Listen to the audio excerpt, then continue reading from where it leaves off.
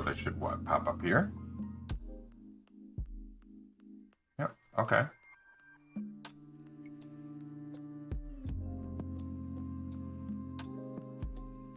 Cool.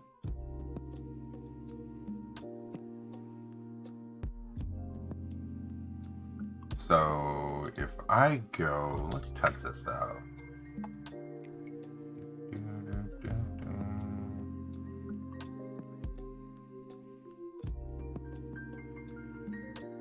We'll go here. Perfect.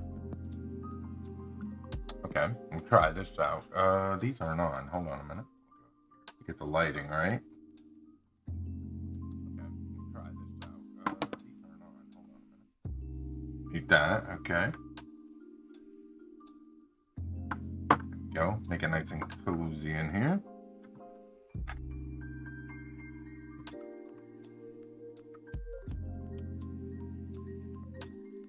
All right, let's go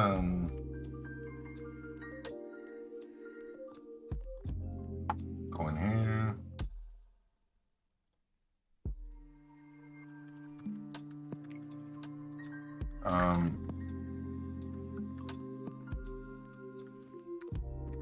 See if that links out. Good. Yep. Okay. Good enough. All right, let's get in here.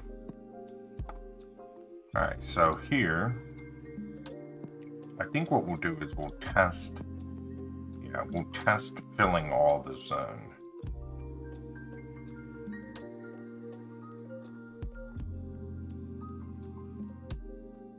Perfect. And we'll go here. Now, what I'm going to do, we're going to come back and we're going to fill all this in.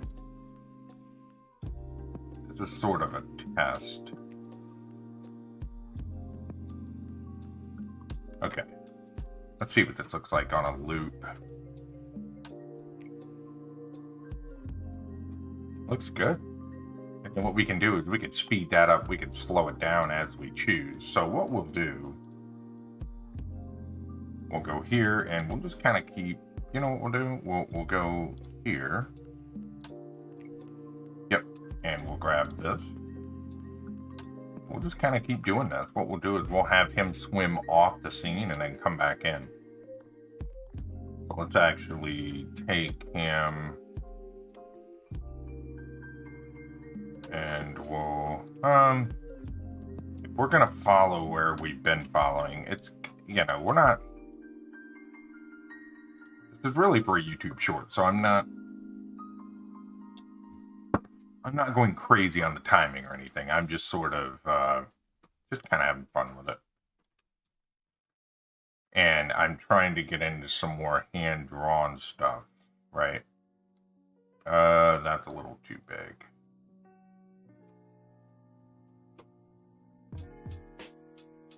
Okay, that'll work. There's no harm in trying this, right? I mean, we'll go here. Now for these fins, they'll be a little bit further ahead, not much. And see, what I'm doing is I'm just sort of creating this little pattern, this little system here. And I'm not going for perfection. I mean, that's...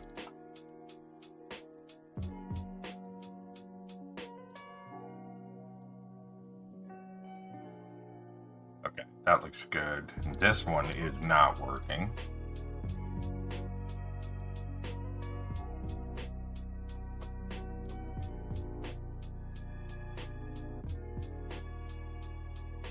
Okay, there. So we'll go here, draw it again.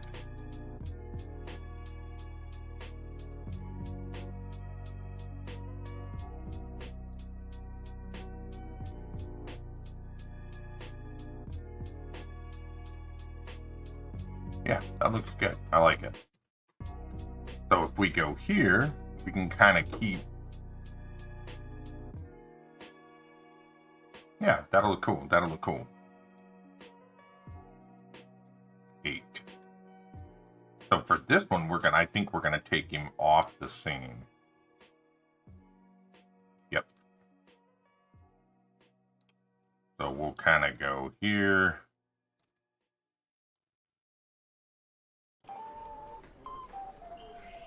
Something I have to remember is we can just do this, right? And we'll come back. We'll put the orange marks and stuff as we see fit.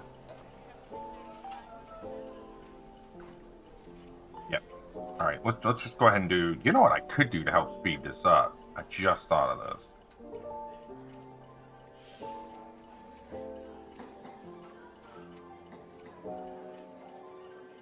Why don't we do that?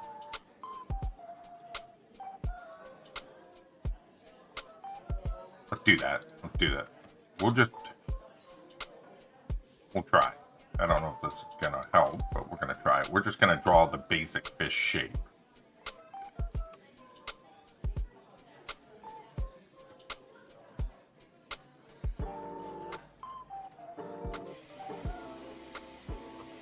So, kind of like a squash. I wonder... Alright. What if we did this? And we just modified them? Nah. It would take but a second to redraw it.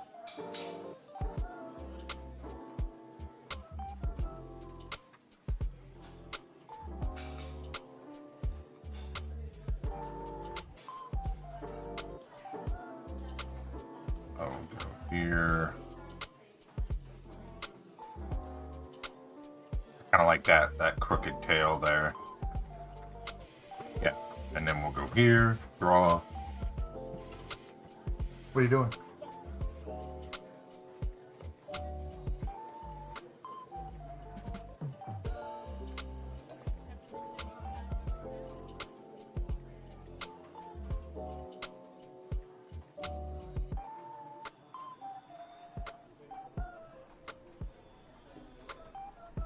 Okay, so this...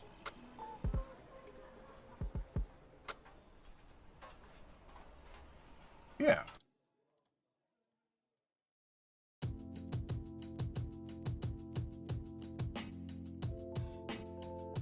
Like I said, there's going to be a lot of learning in this, and that's okay.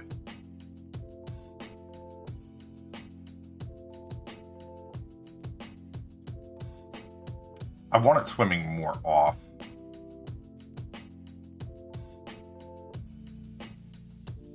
I want it to start straightening out here, I think. So what we'll do... We'll go here, here, and then we'll start straightening this fish out.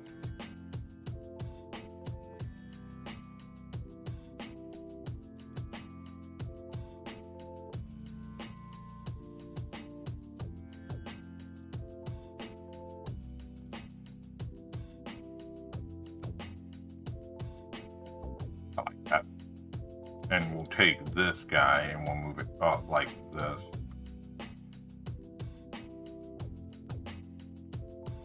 I think we'll kind of go there like this. Yeah. So let's go here, set the stop marker.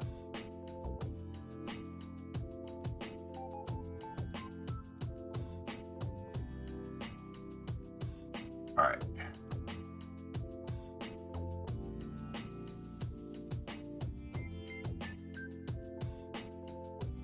Yeah, I like that.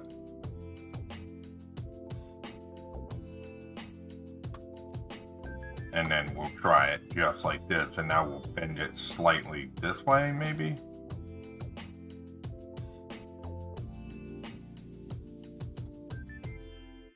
Yeah, I like it. And then we'll just kind of keep that going. And then what we'll do is I think we'll take this little guy here right off of the...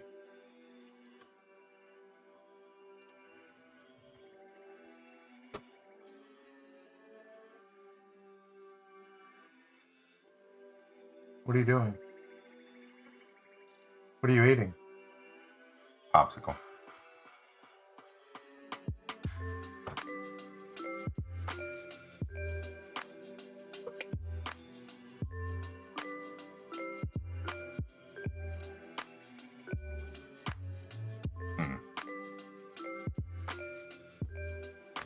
go here.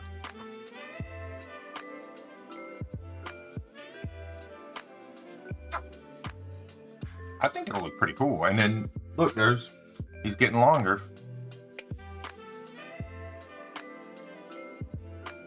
And see that the red box is outside the bounds. So what I'm going to have him do is swim outside the bounds and then swim back in. I think.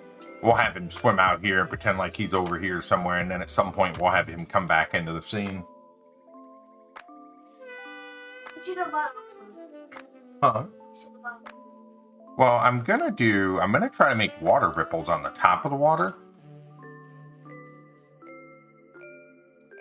See? I'm going to try to make water ripples on top of the water. I don't know how yet.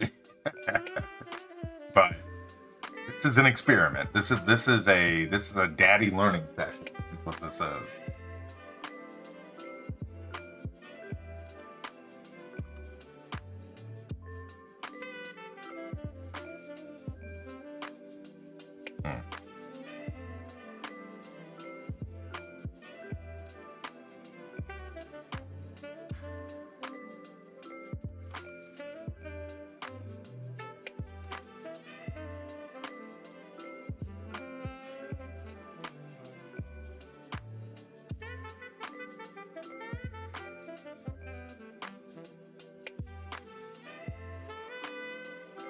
There we go.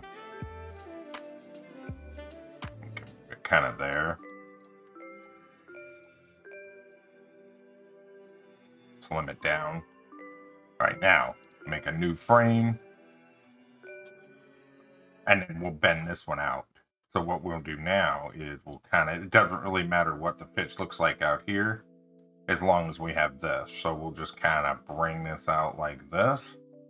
And then on the next frame, he disappears. All right, so let's see what that looks like. And then we'll fill him in. Good. Okay, so now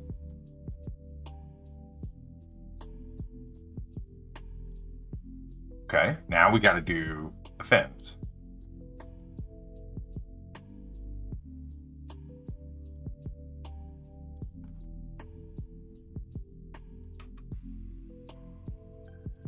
All right, now we do the eyes.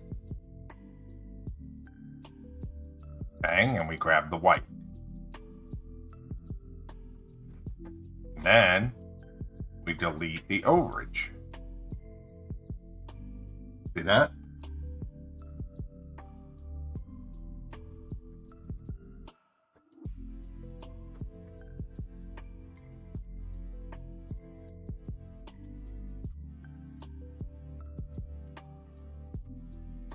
There we go. And then for this, we'll kind of elongate it this way. Whoops. Perfect. And then we'll just bring the eyes back where they belong. Good. Grab the white, fill it in.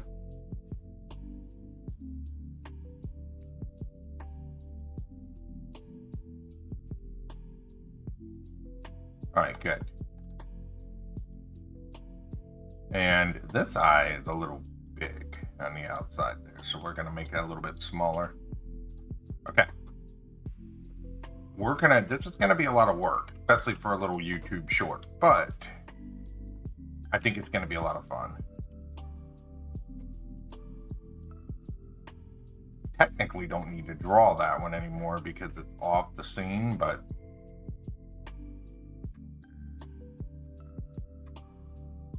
same thing with the eyes, but we'll go ahead and, for the sake of continuity,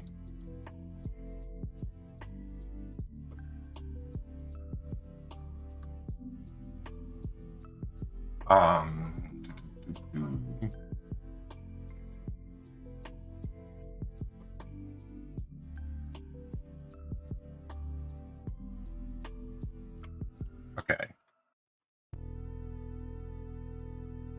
Here, we won't worry about that one.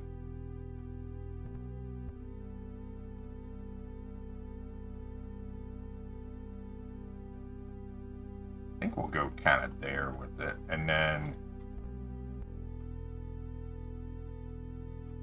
Now, this is where you could take, what, the magnet? Yeah, see?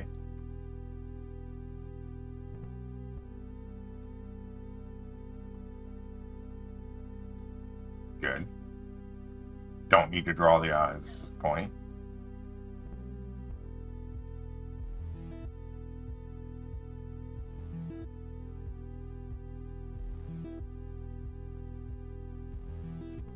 All right. Grab you. I mean, maybe we'll just animate the one fish. And then we'll do the rest of them as sort of bottom fish. I don't know.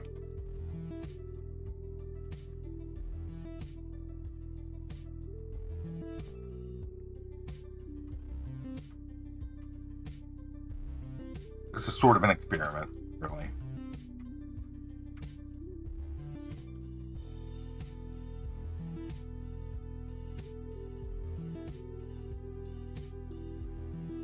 Oh, wait, this needs another fin. I didn't even notice that. Crap. Okay. Same thing here? Yes?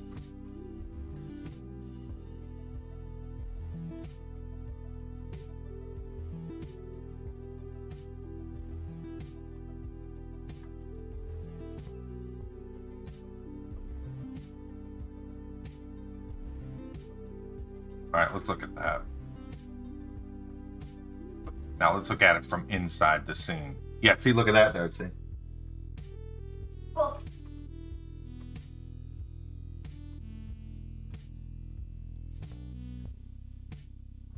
Cool. Yeah. Huh? Okay. Oh my, okay, alright.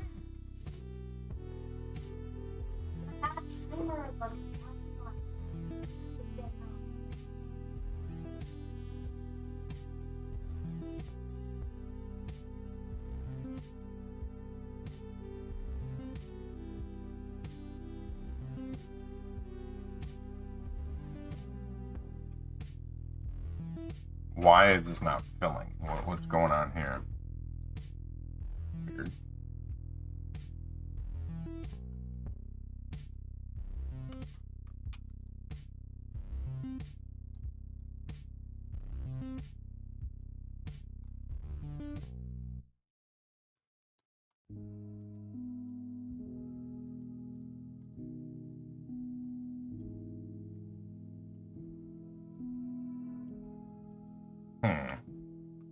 I wonder why that's doing that. And can I just hook onto this? I can.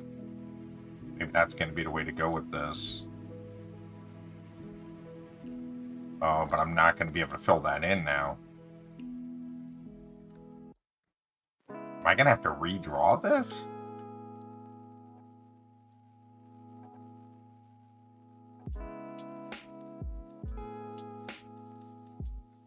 Okay, that's really weird. Alright, let's try to redraw this.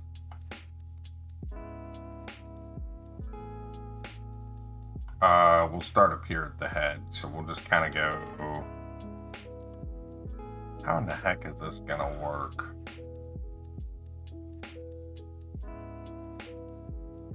Like this?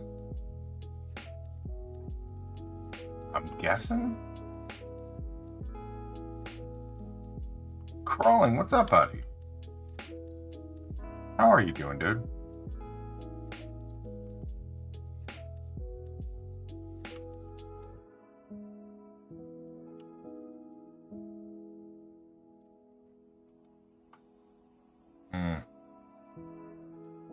So you're not even gonna see that piece or that piece, really?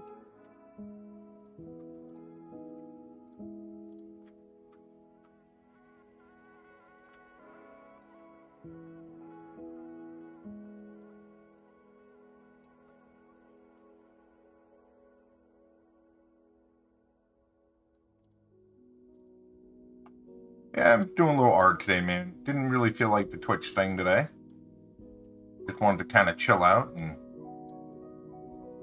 goof off. So I was like, you know what? I'm gonna do it over on the YouTube today. Doing good, man. Doing good. So just kind of, you know, relaxing, taking it easy, working on some little things. I've been doing I'm not sure if you're familiar with the YouTube short format. Or what YouTube is doing with the short format. But they're kind of trying to compete with TikTok in that format. So basically, they're vertical format videos, right? And because they're pushing that right now, because they're trying to make like a competition base there. They're pretty. You can get some pretty good views on your short videos in a relatively short amount of time. No pun intended. But because they're pushing that, and they're trying to get mobile YouTube users to start viewing these quote unquote shorts.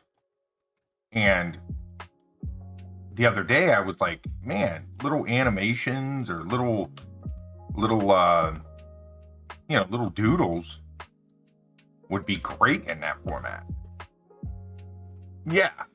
And so let me give you an example. That one I uploaded last night, the rocket animation, right? That took me 30 minutes to make. It was just a really quick little animation. That thing already has almost over 1,000 views, and it hasn't even been a day. So if that gives you any sort of idea, like almost 1,000 views in a day, that's a lot. That's pretty considerable when you take into account like how long it can take to get that many views on a video, period. So because what YouTube is looking at is like, if you look at TikTok per se, right? Those videos get millions of views because people are just browsing them on their phone like this. They're doing like quick views, right? And that's what shorts are targeting. They're targeting that audience of people that are kind of like browsing through and looking at quick content. So I was like, I wonder if I could do like speed art, or I could do little animations that would kind of fit that idea. You know what I mean? And I was like, I bet I could. And that's when it got my brain thinking, and I was like, I really should play around with that.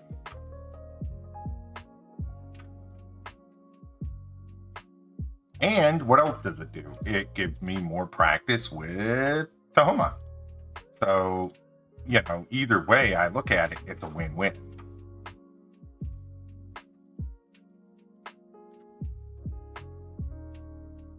I'm going to lock these two layers. That way we can click through. Yeah, man, they're a pretty good format if you're looking to get some fresh eyes on your channel, or fresh eyes on your content in general, I should say. And, you know, I think that, and I've said this before, but I really feel like YouTube in the future is going to make a big push on the live streaming front. I think that eventually, and they already are starting to, but I think they're going to make an even bigger push. So I think it's something to definitely be paying attention to if you're a streamer or a content creator, because I think they're well on their way. Hey, Sammy, you want to come up here and sit with Dad? Come here. Oh my God. Hey, big boy, you gonna sit with Daddy? Big old chunky boy. How about you sit down with Dad, huh? Yeah, and I mean, so what I've been doing is I've been trying to kind of, I don't want to say perfect, because I think that's kind of the wrong way to look at it. But I've really been looking at how do I make these videos, right? And how do I do them in a format? Or I guess the question is, how do I make them fit my content, right? And that's when I started thinking. I was like, well, speed art, I think would be great for this, as well as like little animations.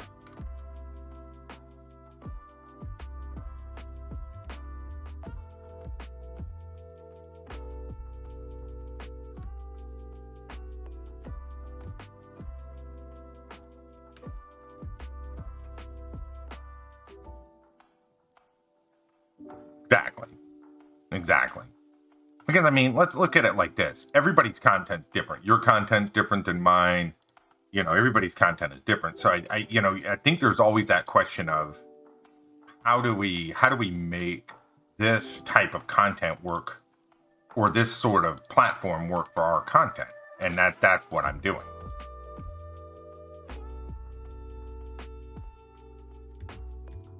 So I'll give you a quick look. You've been here and you haven't even seen. So what I'm doing is I'm going to make these little koi fish swimming. I'm just making this quick YouTube short, right? And then I'm going to try to add some water ripple on top and stuff like that. And, you know, this is outside of my what I would normally do. But I'm just kind of playing around. And the way I look at it, too, is this also gives me some practice with animation, which I need anyways.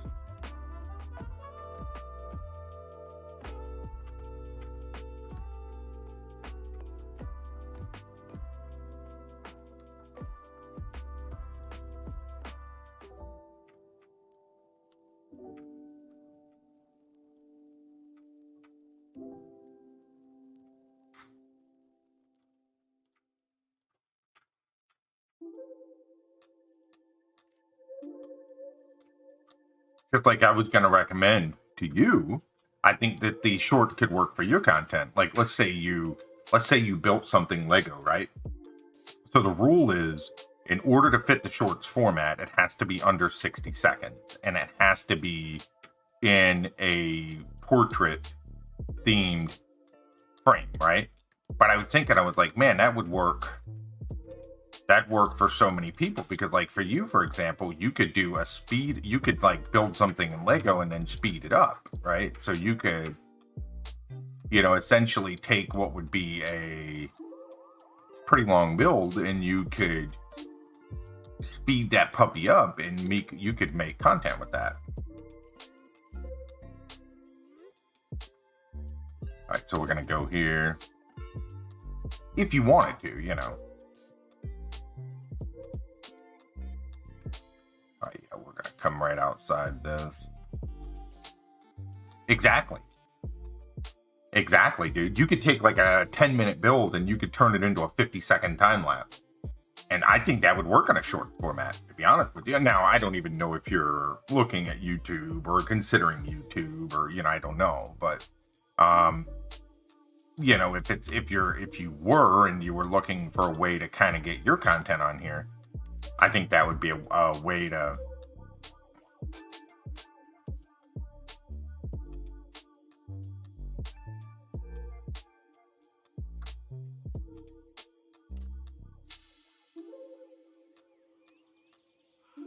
Okay. Am I going to be able to fill this properly? I guess is going to be the question. Okay. So let's see what this looks like. Let's see what he looks like swimming off the scene. He looks good. Now we just got to get the orange. Yeah, I think it would be pretty cool, right?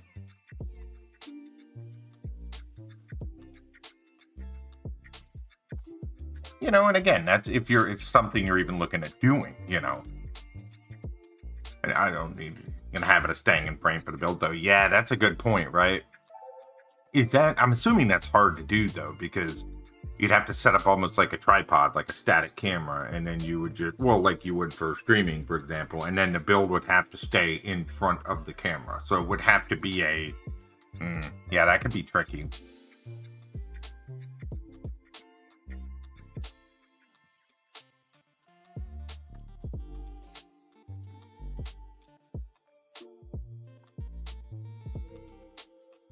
Yeah, that'd be tricky.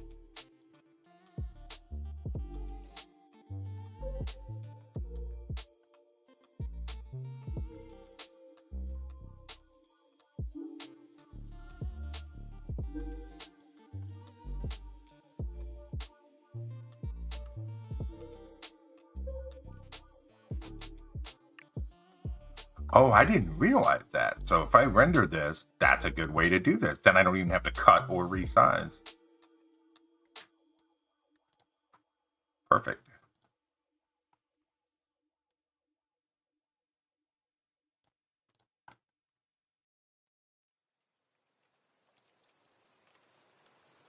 I'm always looking for ways to speed up what I do. And sometimes I encounter little ideas and I'm like, oh, that's actually sweet. Because I don't know if this is going to look right, what I'm doing right now. I think it's going to, but honestly, I don't know. And that's okay. Because I don't normally do frame-by-frame animations.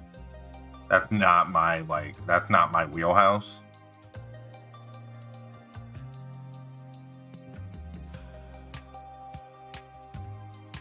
Everything within, yeah, I gotcha.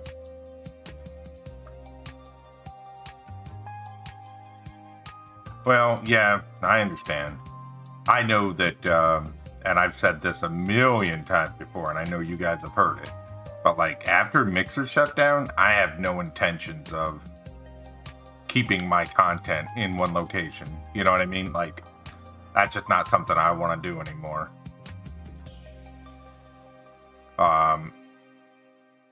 Because I get a lot of people are like, well, why do you want to put stuff on YouTube? It's like, well, you know, I'm a content creator and my plan is to put my content wherever I see fit. And that includes YouTube or, you know, whatever else.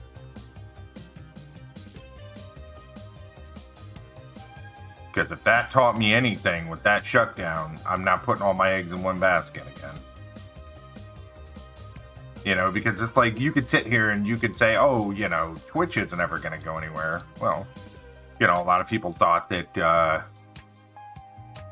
you know, Mixer wasn't going to go anywhere because of Microsoft, you know, and then look where we are now.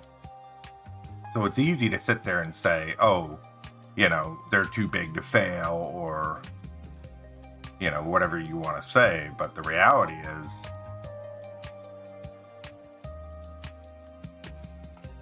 you know, they certainly could.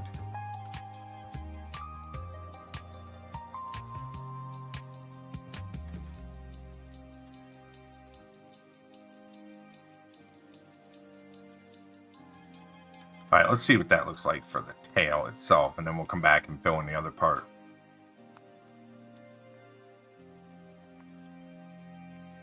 I like it. And see, here's the other thing I have to remember with this kind of animation, right? Perfect needs to get out of your head, and that's something that I've got to work on. Perfection when it comes to this is not the goal. When I'm looking at each frame, right, you're seeing the frames in a quick succession. I don't need to sit there and nitpick each individual frame, right? Like, it's not necessary because it's meant to be motion. So perfection is something that just doesn't really need to exist. And that's something that I've got to get better about.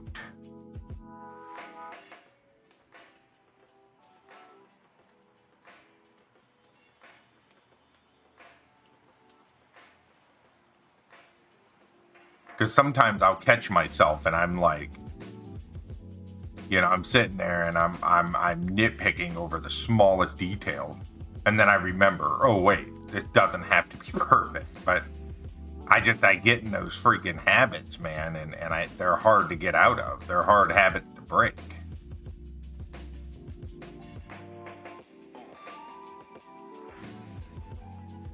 Hold on, I saw your comment. Let me see here. Spread your content around and increase your footprint. Yeah, 100%. And I think that's something that YouTube, well, not just YouTube creators, a lot of my friends that are content creators, they fail to do that. You know what I mean? And I think that that's something that a lot of people, they struggle with, like how to make more, right? How to make more content, YouTube content, Twitch content, whatever it is. It's always a touch and go, you know? Yeah, it's hard to say. That's like looking at recorded footage blurry. Yeah, absolutely, Tom. How you doing, buddy? Yeah, and you know, the thing is like, I think we can sit there and we can focus on one thing too much, like one frame or one thing, right? And then we forget that, you know, like, here you go. If you were to go and you were to look at like even some of the most well-known animations, big time animations, if you were to analyze frame by frame, you're going to see some weird stuff in some of those frames, right? Because you're going to see frames where, you know, they did something a particular way to get it done or something, but because you're seeing the act of motion, you're not seeing all that little nuance stuff, right? And I think that that's easy to forget when you're making stuff like this. It doesn't have to be perfect. Only shows, numbers can be funny sometimes. It's a little weird sometimes. Will only be seen, right, exactly. And you're looking at the act of motion. And I don't do frame-by-frame animation as a general rule. That's just not my stereotypical. So this for me is just kind of a practice piece to have fun with. I'm very happy with the way that looks, personally.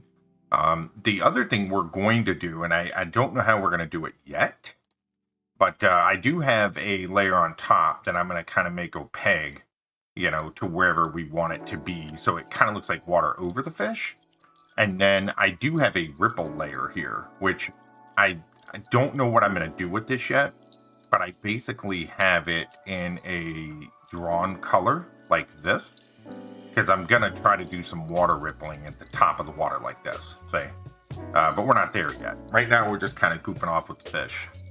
And the idea with this first fish was we want him to leave the scene. So he has officially done that. So let's go here and do a little... Perfect. So we'll finish his coloring, and then I think we'll have him come back in the frame at some point.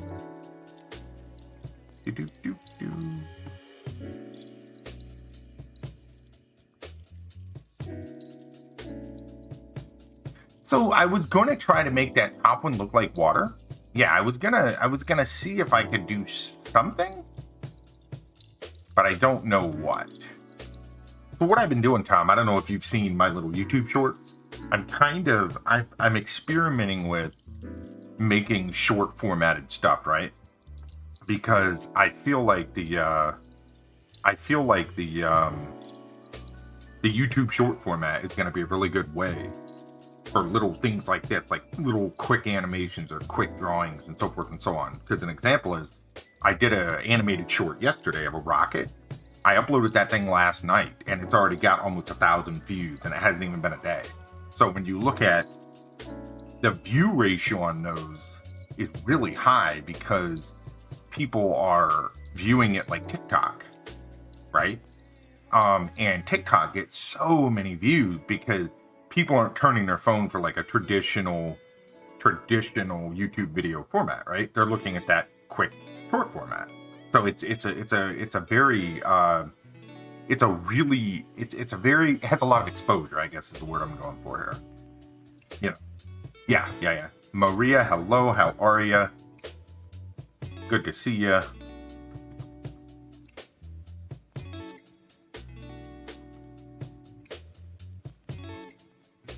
Okay. Yeah, we'll experiment with the wave, a little water ripple, and see what we can get. All right, so that'll be outside of the frame, so that'll look good there. Okay, so for these lower fish that are down here, I want them just sort of scurrying. I don't want to... These are going to be really low motion fish in the background here. These three are going to be the one that move around quite a bit. So the plan here is I want to make a loopable animation. So we're going to have this guy right here. He's going to swim off the scene and probably go up into this range and then eventually come back in and reset. Because I want this to be a perfect loop. I want this to be a really clean loop. No commission. Yep. Absolutely, Tom. Yes. And so I think that's where the YouTube, if you're not taking advantage of YouTube Shorts and you are content creating, I really think it's worth your while. Because I feel like the YouTube short format is going to be really, really good for exposing people to what it is you do.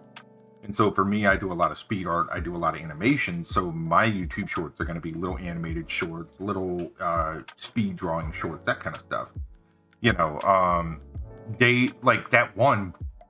I mean, no exaggeration. Look at this. We'll pull it up here just so you guys can get a look at what I'm talking about here. All right, I don't mind showing you guys. So check this out. This video, okay, here is, yeah, absolutely. So here's this one I put up yesterday, right? Hadn't even been up there 24 hours and it's already got 855 views in less than 24 hours. Here was the first one I did with the speed art and it's got 482 views. Now, when you take that amount of views for two shorts in a couple days, that's a lot of views. And I mean, they're just simple. You know, they're just like this one here. All I did was this little rocket blasting off, and I just did this little cute animation. This one took me about 30 minutes to make. There wasn't a whole lot to it. It was just a fun little cute animation. Yep. You know, but yeah, I think it could definitely benefit people for sure. Sort out their notifications. Yes, I agree, Crawling. I think YouTube is getting there in the overall grand scheme when it comes to notifications and live streaming in general. And I've said before, and I do believe this, I think I'm going to start doing a lot of my art stuff here because I like the way that it's cataloged and I like the way that it's searchable, right? So people can come back and they can look at things. Whereas something like a Twitch, I feel it's more for like entertainment. So I think I'm going to keep a lot of my game streams on Twitch, and I'll probably keep a lot of my YouTube stuff my art stuff over here on YouTube, more than likely at this point. And you'll have to forgive me for a second. I've got my my big fat Maine Coon boy laying here, and I got Sammy laying, or Frodo laying behind me, so. I'm kind of up to our elbows and kitties here. Right, Sammy? This is the best spot for you right now, laying on my arm? All right. So we're going to have him kind of meander off the frame and he'll come back in. So for this guy, it would be cool. I want this guy to swim under this guy. So I want this one under him. And then what I want to do is as he swims in this direction, we're going to have this guy swim in this direction right here in that angle right there. You have cats land. Not wrong, Tom. Luna, yeah. We got a new little baby kitty named Ember. She's running around here somewhere, and she is a mess. She is a mess. Well, this boy here, look at this guy. This is Sammy. This is our Maine Coon. I'll tilt the camera down so you can kind of see him. This is what I'm working with right here. You see this? And then you can see A giant flute ball. You can't even see the keyboard because he just covers it. What's up, baby? Yeah, Frodo in the background too, yeah. Careful, Frodo. Yeah. All right. So here we go. We're going to have this dude. And I'm just kind of hand-drawing these frames, guys. I don't do a lot of hand-drawn animation, so forgive me if I make any mistakes. Not really worried about it. This is more just for learning and having fun at this point. So, hey, Darcy. Falling Hand says hello. So my plan for this guy is hedge on here. I want him to sort of go like this. Hedge on here. Hedge is not here, I don't think. Crawling is here. We were going to get a hat. Yes, she was going to get a hat for Hedgie today, Crawling Hand, and she was going to mail it all the way to England for you guys. I kind of like that direction right there. And in the mountains, we saw this cute little pine cone hedgehog that we did. We saw a pine cone hedgehog. What's Frodo doing? Frodo, your butt's in the way, dude. And it had a Christmas hat on. It did have Christmas. Okay, so I think that direction for him is going to be good. And then I think for this guy, I think we'll have him sort of come like this. I kind of like that right there.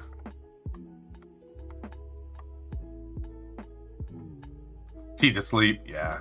Darcy saw the hat. She was like, I want to send that to Hedge. But we didn't get it. She did see a little pine cone Hedgie, though, she wanted to mail. And I said, you want to mail that to England? She said, yep.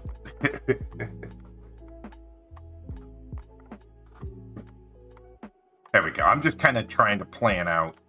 I like this because that means this dude will cross over this dude. Will probably go here and then here. more than likely. We use probably not. I'm just so this one here I didn't. I just kind of drew it. I tell you what we could do though, Maria. We could make one a motion patch just to kind of see the difference. There goes Sammy. I was just kind of having fun with the drawing of them right now.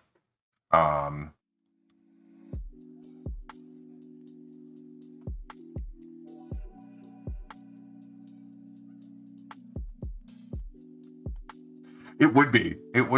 I'll tell you what, for the gray one, we'll do a motion path and we'll kind of see. I haven't messed with motion paths a lot, to be honest with you. It's funny with me, like as much experience as I have with these, I tend to forego a lot of the advanced stuff and I just kind of make life harder for myself. Because I only messed with motion paths like twice.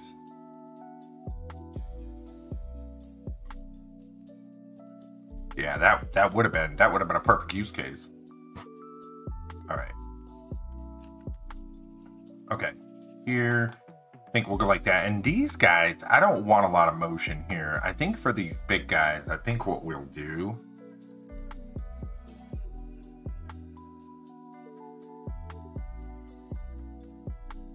I think we'll just have them sort of lumber around in the bottom like this. Yeah, like that. And then for this big dude, I think we'll kind of do the same thing. We'll have him kind of go off to scene and back in. See what I'm saying? I'm just kind of trying to get an idea of what I want the finished product to look like in terms of how I want them to flow. That way there's always motion on the screen. These fish are going to be darker because they're going to be giving the example that they're deeper down. So it's going to go... Yeah, pretty much like that. Motion pad to see adjustments, yeah. Change the speed. See, I've got to mess with motion pads more. I've not done it enough to really...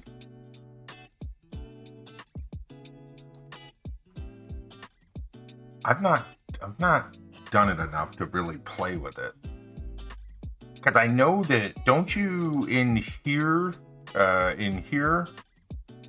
don't you create the motion paths and then they're visible in here, right? And then basically you append the object to the motion path, right? Is that correct? You're new at it too. Yeah, I've got to play with it more. I definitely need to play with it more.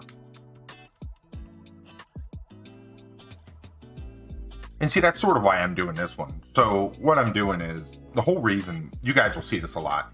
A lot of what I do when it comes to art, or I do with, or animation, it's really about learning. So what I do is I kind of just, I set a goal, or I set a task, and I just kind of get to it. And I just learn, you know.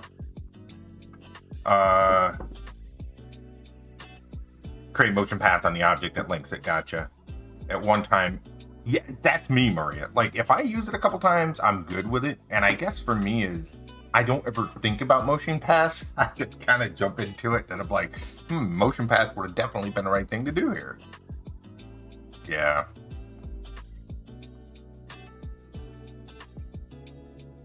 Okay. We'll try it with the gray fish.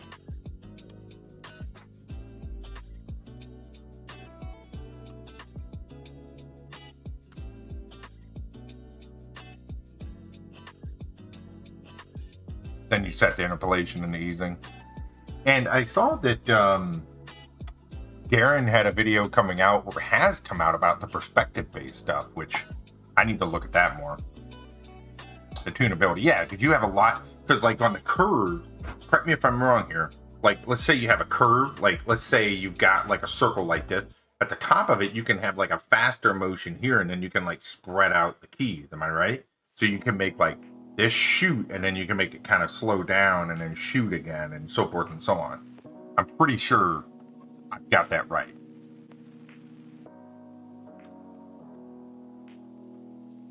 By hand drawing, right.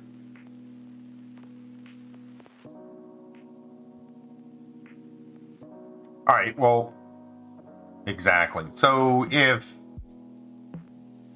right, next we'll get this fish off the scene real quick, and then we'll do a motion path to the next fish, and we'll try it out, and we'll see what it looks like. Because I don't remember how to do it, to be honest.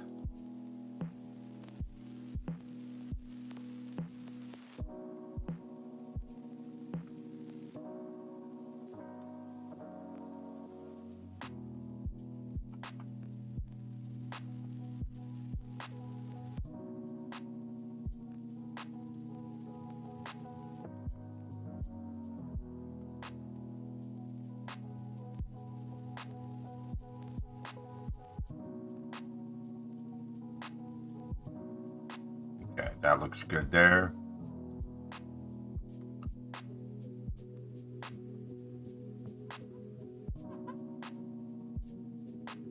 Now, can you control the Z depth with that as well? So like if it's following a motion path while it's on the motion path. So like let's say I wanted an object rotating around an object, right? So as it nears the back of the motion path, can I control the Z depth to take it behind the object and then bring it back around? Is that possible?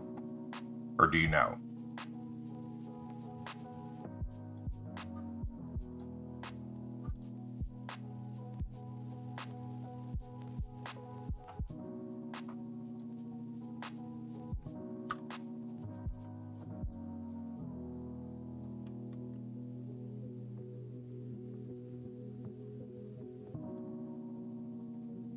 Okay, we'll go there with it.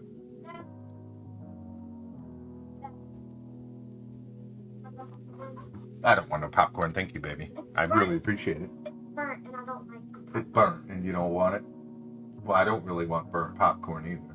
Are you gonna make another bag? I don't want to waste it. You can waste it. If it's burned, throw it away. It's not gonna be good if it's burned. Just throw it away.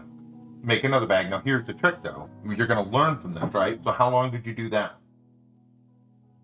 Do it less. Do it less, exactly. Because if that's burned, you don't want to do it for the same amount of time. So do it for maybe like 30 seconds less this time. Okay. I'm betting you could use Z, but I haven't tried it. Right. You could do that. The main attribute is percent along path. I don't think it turns off. Okay. Z or stacking order. Right. And this is a lot of work for a YouTube short. Let's be fair. This is a lot of work for a YouTube short. But I'm also trying to understand, this is more than just a YouTube short video. Like I'm having fun with the process of creating here. So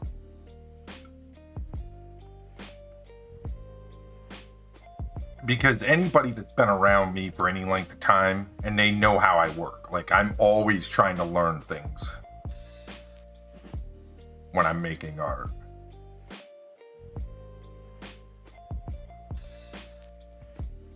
Okay, so that's that one.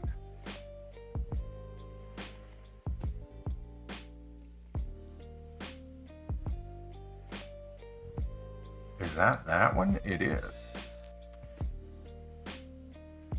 All right, so we'll go there. That's good. Okay, now, if we want to do a motion path, let me see if I can remember how to do this. Does it add its own layer? It's been so long since I've done one. Panels, motion path. Always try to learn. Yeah, and that's a great way to do that. And I tell people that, like, if you're going to do an animation, learn something, right? Like, have fun with it. Because, a lot of animation, and I'm sure you guys will agree with this, animation is sort of like problem solving, right? You're given a problem and then you solve it. It's like, okay, I want this ball to bounce up the hill.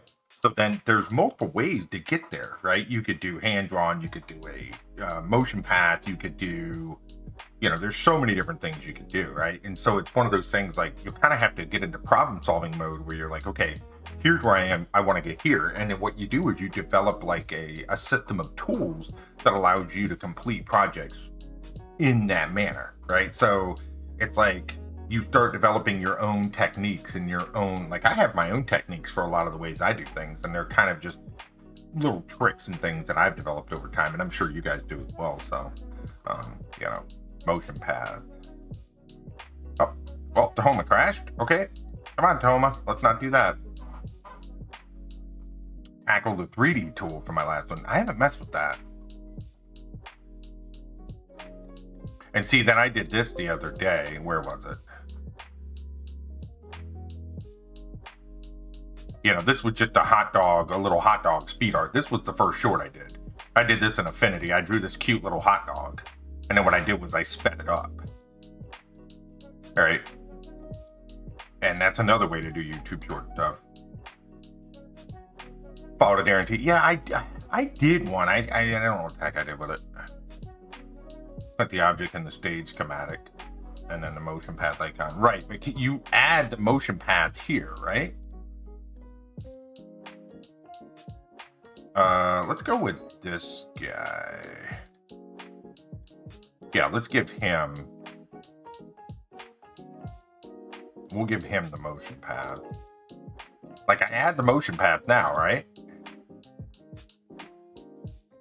And then you go to this tool to draw it. Yep.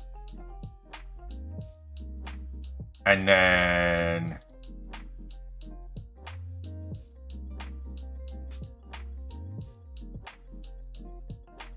still as stable as ever, I see. Oh yeah, you know, it's what I'm always telling people. Like, if you're going to use Opentoonz, Tahoma, anything that's open, well, any software, to be frank, you know, save. Like, don't.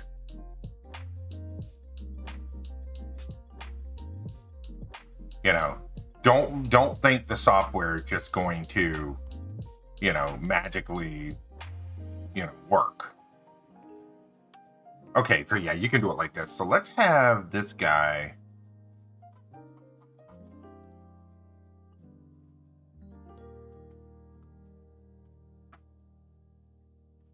Yeah, I think you can do it this way. I'm gonna try. Let's see if I'm an idiot. I'm pretty sure you can do it this way. So we're gonna have this guy go here, all right? So what we can do is add a motion path. I think we can take the brush and we can draw the motion path.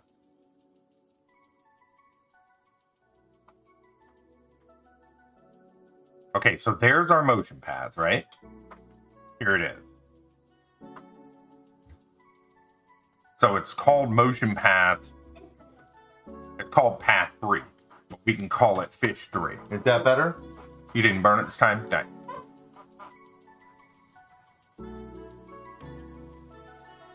Alright, so then you can... Yeah, see, this is where you can speed it up and slow it down like you were talking about and everything. Yep, and then here is where you can... Yep, so this is where you can fine-tune it.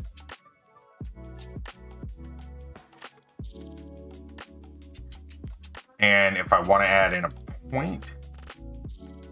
Yep, so then I can fine-tune it here.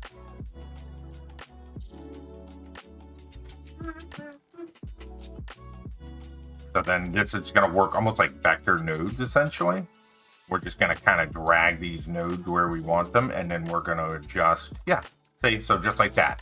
So then there's our path, okay? And then, of course, wherever we add more nodes is going to, you know, add more points and stuff. So it works a lot like a vector shape, okay? So then we call that fish 3, and we're going to increase the width so we can really see it. Now, if we go to, if I remember this right, if we go to the stage schematic, there's fish 3. And then we would take fish 3 and we would append him to this motion path, right? And then if we went back,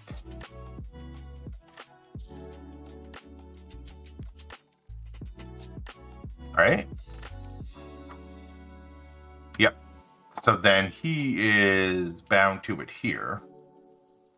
So fish 3, which is going to be the motion path that we made, and there it is. So we can see the motion path. Okay, so yeah, you can do it that way. And then if we look here, yep, he's bound to it. Okay.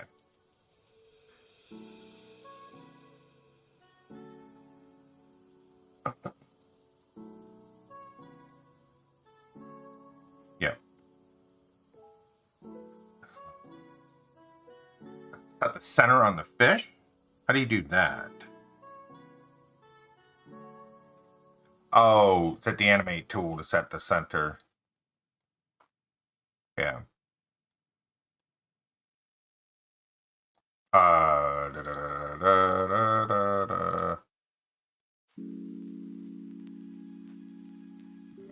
go right about there. Yeah.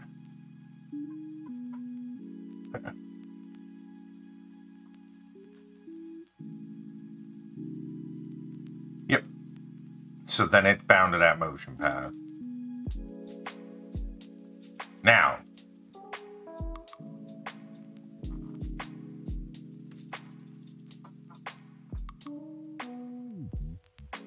that's what I said. I've met with the motion path, but I've done so little. Like, it's not a normal routine for me.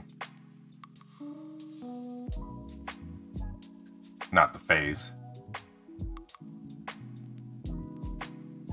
Yeah.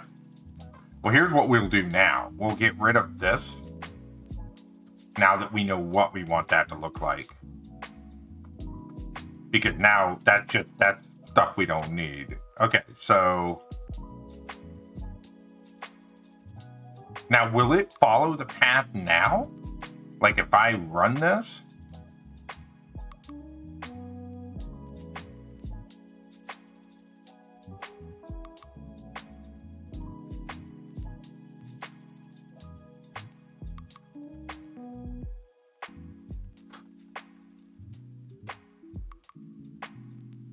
Now I think you actually have to have the fish trace from start to finish by using the animation tool. Is the motion path in here or no?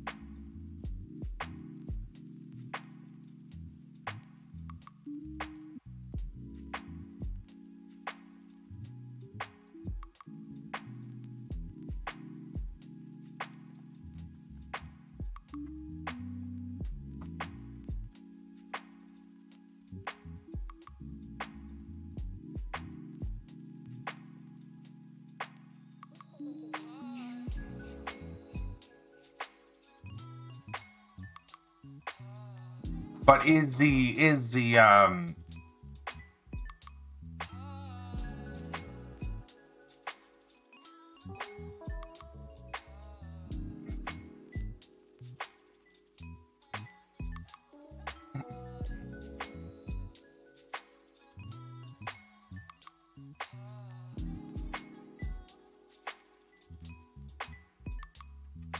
get your fish on point 1 and then actually drag it along the line to the end of the path. What, here? Are you talking about here?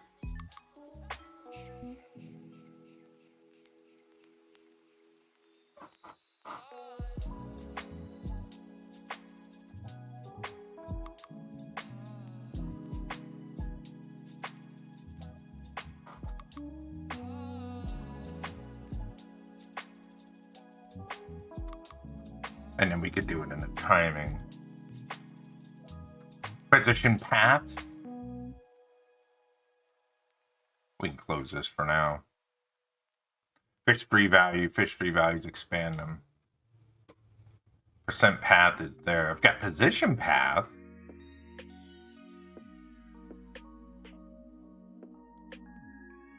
That's it.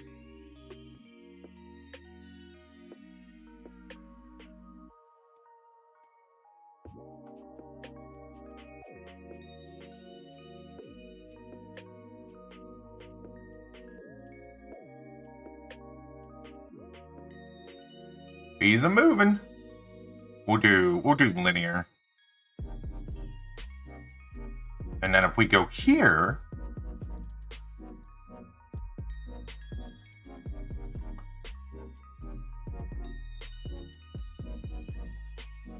now correct me if I'm wrong here. Every position or every motion path we add will all be listed in here, right? So if I add a position path and I'm going to have a position path for fish 1, fish 2, fish whatever, I should name them all accordingly, right? So I could add another motion path and then say fish 2, fish 3, fish 4, whatever.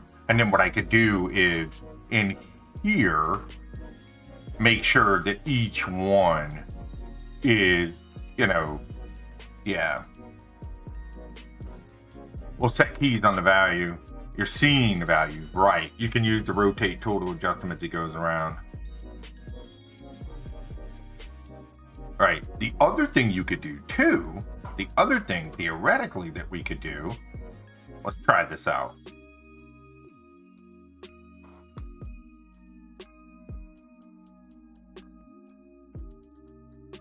Steps. Let's add 40 steps.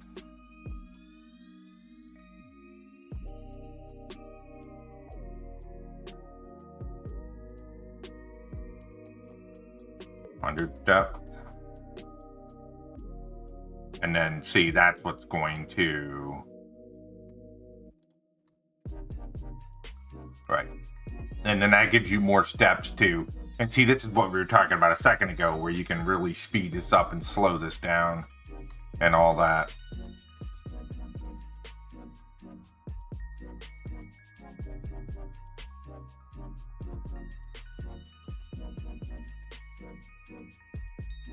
Yep. So it's another way to do it, right? Right. And then I could name, and then of course you can turn them on and off, and then you can adjust the timing and the color and the width. And then that deletes the motion path. Geometry tool, pinch tool, brush tool, selection tool. And then of course we could move the motion path if we wanted to. Now, if we go to timing,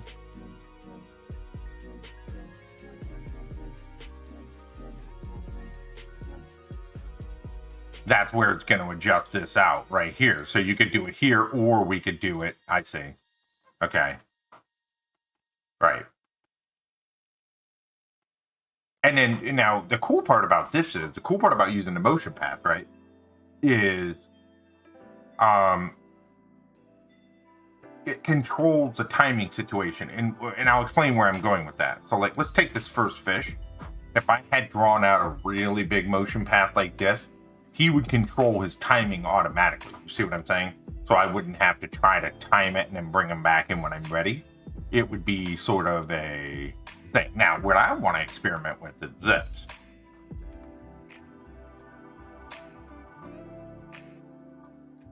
This is what I don't know how this is going to look.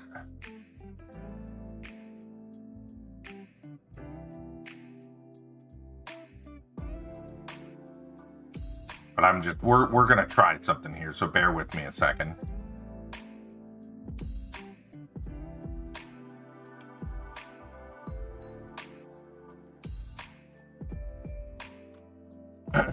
Is the checkbox to orient to path. There's a box on fish 3. In stage schematic,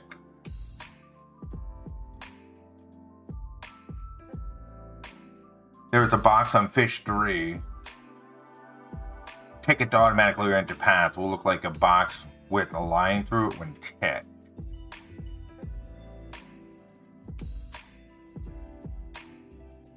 Here?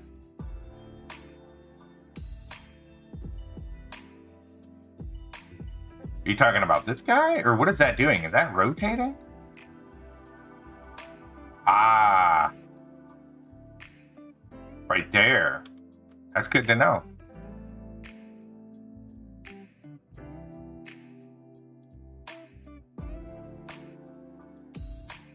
This guy right here, I assume, is what you're talking about. Do this, right here. You want that on, I assume? Toggle link motion path to control point. Okay.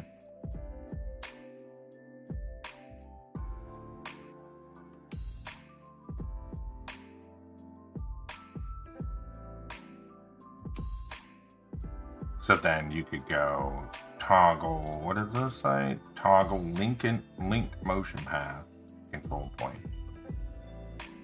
Yeah, I'm just experimenting right now. I want to test something just because I'm curious what this is going to look like.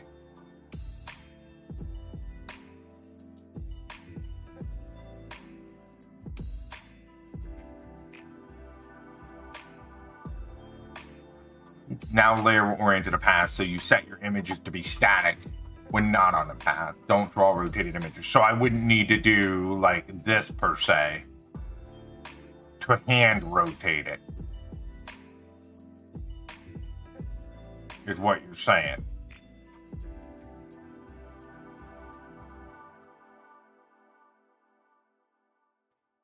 Okay.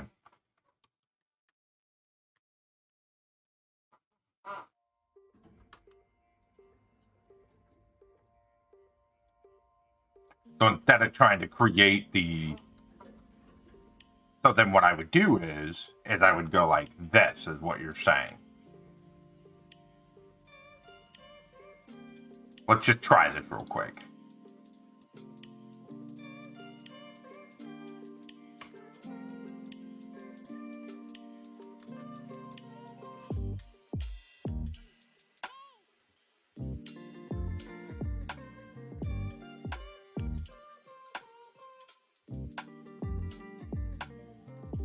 And then there. Gotcha. Yeah, it makes sense. Because then you could do, so like, if you were going to make, like, let's say you were going to make this. And then you wanted it to bend, you would just do, like, this. But you would keep the directional facing forward. So each drawing would point in this direction.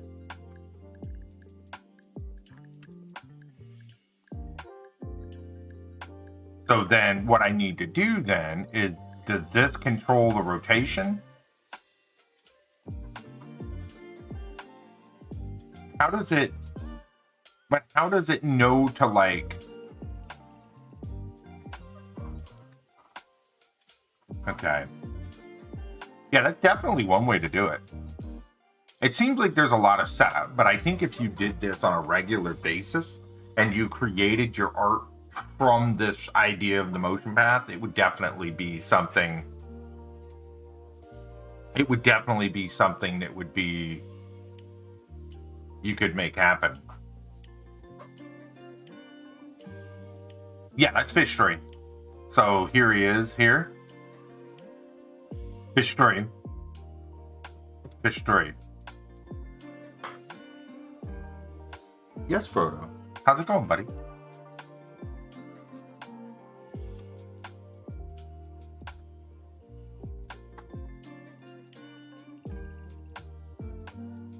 And see, it's like, how does it know to angle the fish on the line like this, though? Is that tick box that you were talking about? Like, how would I get it to stay like this, and then...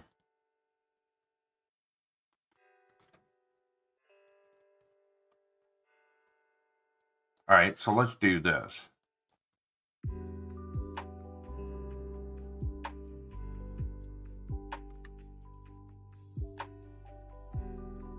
We're going to try something real quick for the sake of trying. This is not a finished product, but that's okay.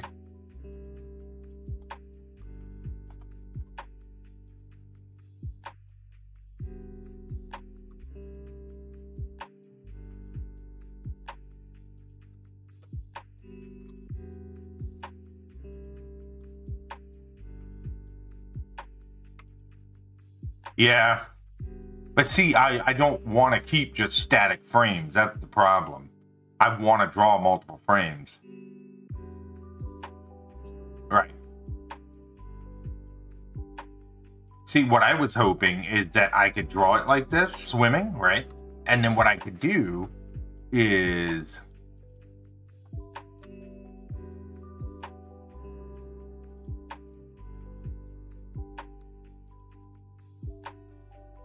Hang on, I'll show you. I was hoping I could do it like this. It would auto turn.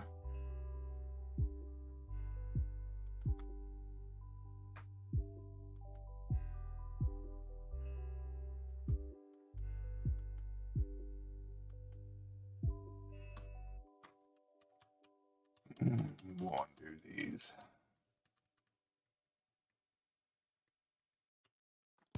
Get rid of these.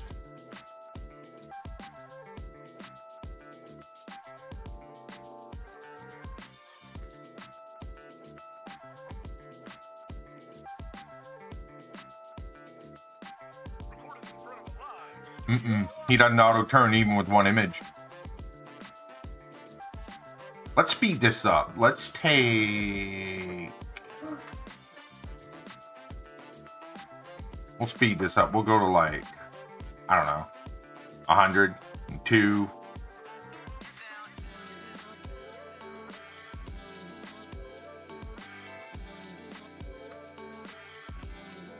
Yeah, the thing is though, right now it's literally 1 frame. I took out the other frames and he's still not turning. Is it...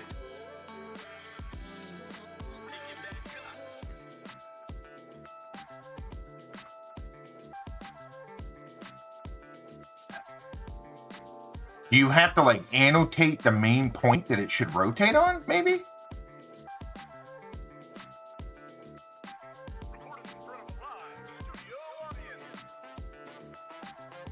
Graph timing, right.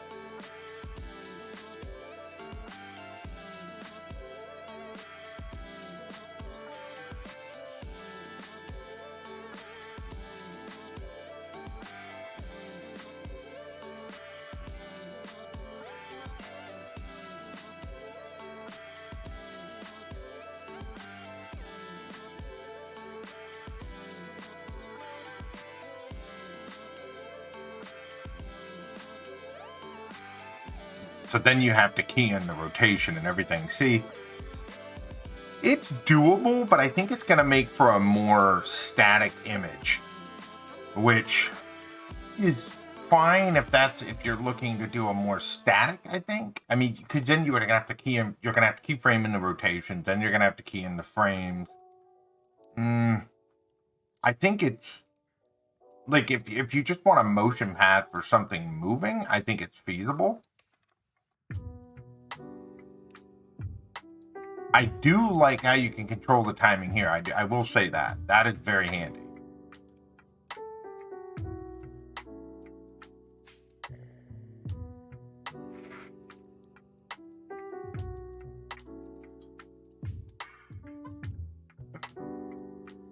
Position paths. So, yeah. So that would go...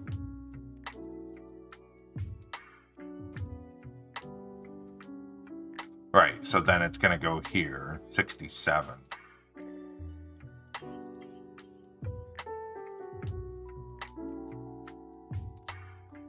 You can set jitter on the center to keep it even. Maybe I just need to mess with it more to see if it's something I want to incorporate more into, right? Like, something more into...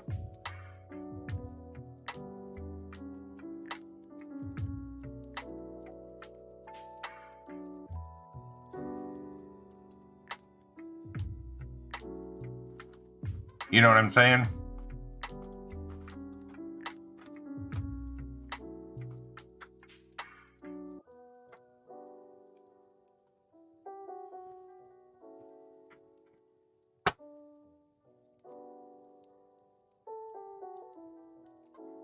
Is the relation to the path to make it less mechanical is possible, right? And that's what I would have to do. I'd have to figure out how I want to do that. I think what I'll do in the future, I think I'll do some little subtle like motion path animations and play with those on a 1x1. Just start with like a basic ball, you know what I mean? Or a basic like square, if you will. And then just play with like how I want that to work. Because I think what I'll have to do is kind of really sit down and look at how I want the motion path to work, you know? Then it could, maybe this would be beneficial if I had a little better understanding of the exact way that I wanted to incorporate it into what I do, you know what I mean? Start from base premise, variable. Right, exactly. And that's where it's really useful is here. Because, so what this is going to do, it's going to allow you to get really precise timing on some of your like, if we look at the motion path, right? Like you can increase your steps and stuff and you can really fine tune some of that. which is really cool. I mean, for being able to control like the amount of motion in different shapes and whatnot. And like this, so you can have it slow down really slow and things like that. Definitely useful. I think I just need to look at it from a how to make it work for what I do standpoint. You know what I mean?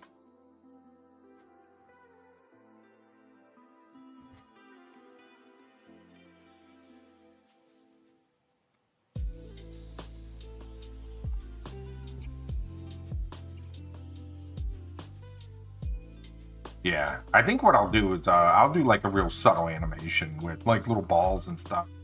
We'll make a whole motion point like little animation. That'll be an easier thing. Kind of get a better understanding. Right, exactly. No. I like the idea of it. I don't think I want to use it for this exact right this second.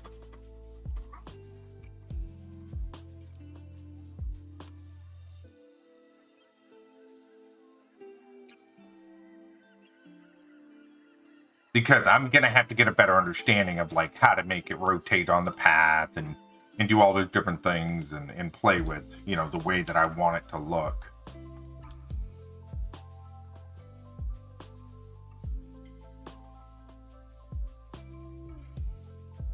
So I think what we'll do is kind of finish this one out like this. We'll use this one hand-drawn method for this.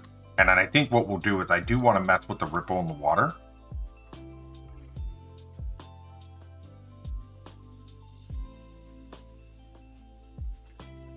So we'll kind of...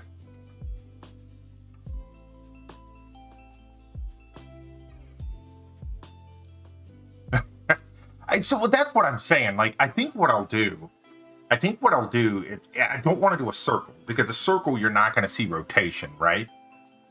I think what I'll do is I'll do a square. Do a square, and then what I'll do is I'll create multiple motion paths with different colored squares. So I'll do like, square 1, I'll make it red. Square 2, I'll make it blue. Square 3, I'll make it green. And then what I'll do is I think I'm going to play with like how to make the motion path, because here's the thing, like if I had thought about this from the beginning and said, okay, I want to use motion paths, I could have said, okay, I could have kind of planned that out. And if I had a better idea of how I wanted the motion path to work, I think it could have absolutely nailed it. But I didn't really plan on it from the get-go. So I think it's one of those things where it's sort of like I need to get a better idea of how I want it to work. So I think what I'll do is I'll do a whole test thing with it. And I'll be like, okay, here's how we're going to make this work. And I think it'll be fun. What I did for Mermaid Motion Path. See, that's where I've messed with them, right? I've messed with them enough to be dangerous, per se. Like, I've messed with them enough to go, yeah, I understand where they're at, but I don't understand how to make them work for what I'm trying to do, if that makes sense. Like, I get their usefulness and everything. I just haven't really dug deep. So I need to do a deep dive is what I need to do, essentially. So I have a better understanding.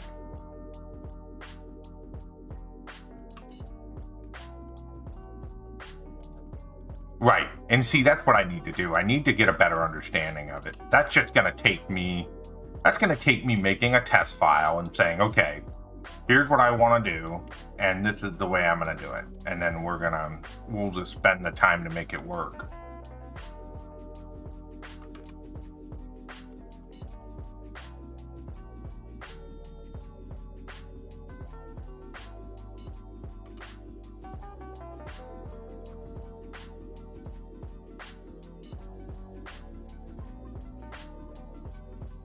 Right, and see, that's what I need to figure out. That's the part right there, Tom, that I need to figure out. Like, how to make it not feel mechanical. Because I don't want it, that's my biggest concern. I don't want it to feel completely mechanical. Not that I'm an expert frame-by-frame animator, because I'm not. But I like the fluidity of that fish. You see that? And that's sort of what I'm going for here. Is I want that little bit of a fluidity, that fluid motion. And so if I can achieve that with a motion path, great. But I guess that's what I need to understand, how to do that from a better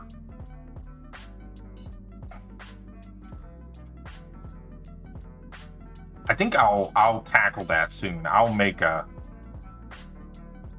little, like a little test file, like I said, and I'll literally just I'll use it to do nothing but kind of test that out.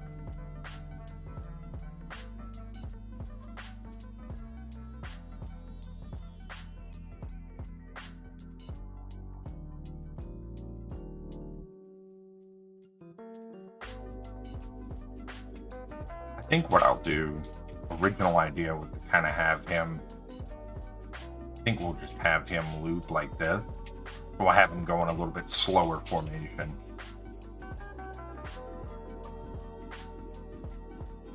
Like hand draw it 3 times, right, yeah.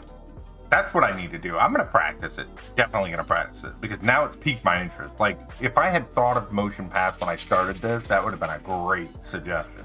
I didn't even think about it. And then Maria's like, hey, motion paths. Yeah. You know, it's funny because if you don't use, I mean, we can all agree to that. Tahoma and Opentoonz have a lot of tools in them, right? And I think it's one of those things, if you don't use them regularly, you almost forget they're there, right? And I don't use motion paths much. So it's one of those things where my brain just didn't jump directly to that. My brain was just sort of like, oh.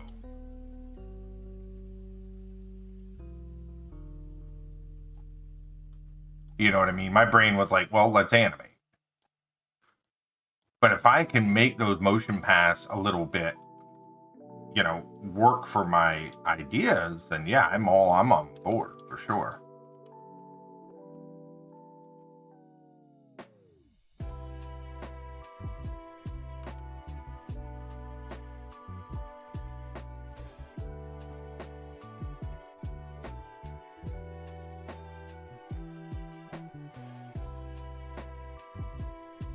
And set him in a motion path.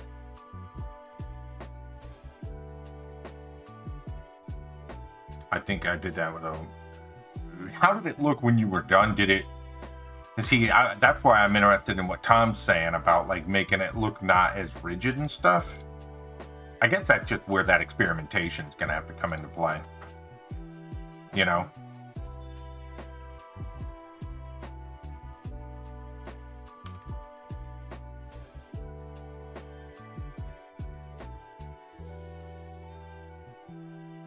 Now, do you guys normally use, this is a good question, do you guys normally use vector or raster when you're doing your designing? I almost exclusively use vector. I almost never use the raster or the smart raster.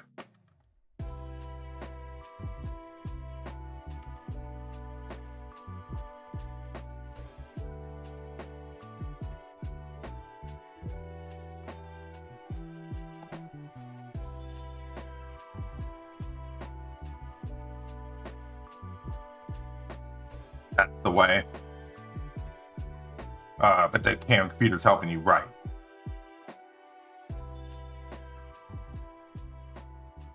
Smart raster and smart raster. So smart raster, from what I understand, smart raster, it basically just allows you to control the colors later, right? So like you have more control over changing the color palette and stuff later, if I remember right.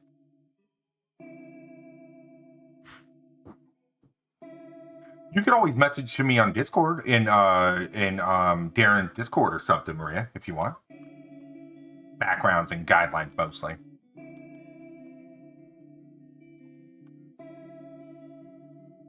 See, and I feel like the Oddfish, right? Color palette control. That's what I thought, because I almost use exclusively vector. And see, like even in here, when I draw, right? Like my so. It's weird for me, right? Because I use vector so much. Like, it's just the way that I draw, right? So, for me, like, I drew this, right? So, for me, it's like vector just kind of the way I think about art. It just works for me, you know? Martin feels like a drawing. Yeah, I'm on his Discord. Yeah. Just look me up at Jer Henning in there.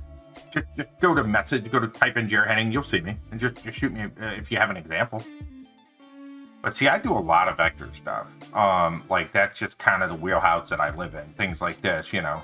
A lot of vector, like, smooth, clean stuff. So that's kind of my art style anyways. So it's, you know, right. Yeah. So when I found Tahoma, I was like, oh, there's vector tools. And I would just kind of like write at home with it. And I think that's what really made it work for me. Well, when I found Opentoonz, I'm sorry. Because I started with Opentoonz. Once I found Tahoma, I kind of switched everything over to Tahoma. And I still use Opentoonz every now and then, but I use Tahoma quite a bit.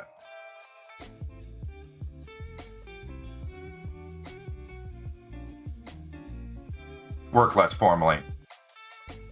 See, and it's weird. It's so weird for me. It's like my brain just thinks in vector, like as I'm drawing.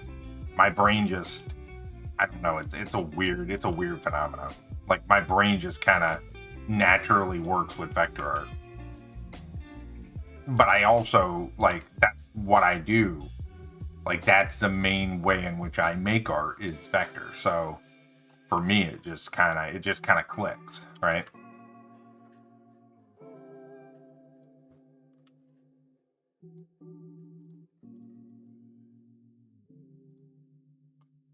Okay, and we'll do the white on him. We'll do the white pattern there.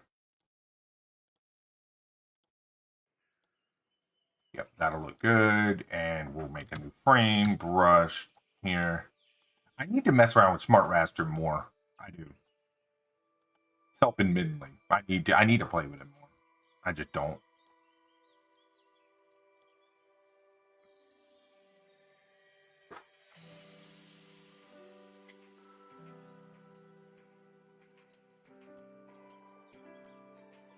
What I think is really cool. It's nice meeting people that use the same tools as you, you know?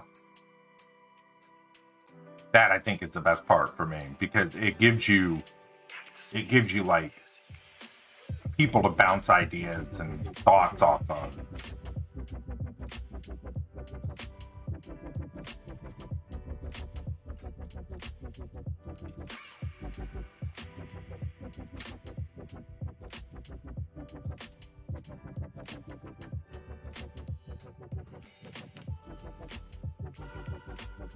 Okay, cool. Thank you. I'll take a look. And what I'll do is once I create my little test file, my little motion path test file, I'll share it in there so you guys can kind of see what I came up with.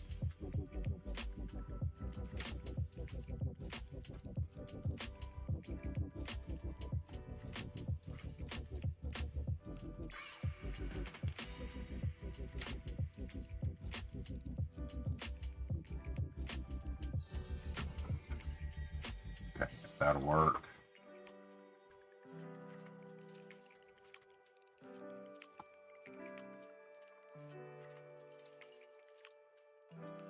What's that? It's what? Oh yeah. Yeah, it's just cider. It's gonna be very potent at this point, but yeah, it'll be good. What are you mixing it with? Taste it. See what you think, because it smells a little bit.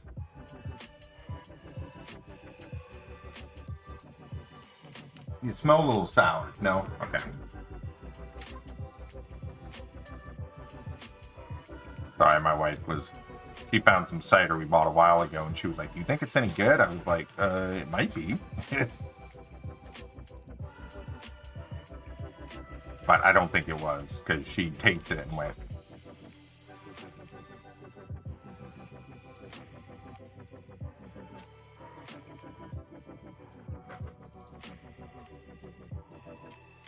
okay. Thank y'all for hanging out with me today, though. I do appreciate it. Thank you for the awesome conversation too. I love talking about this kind of stuff. I'm always excited to find people that do the same things I do. Fun.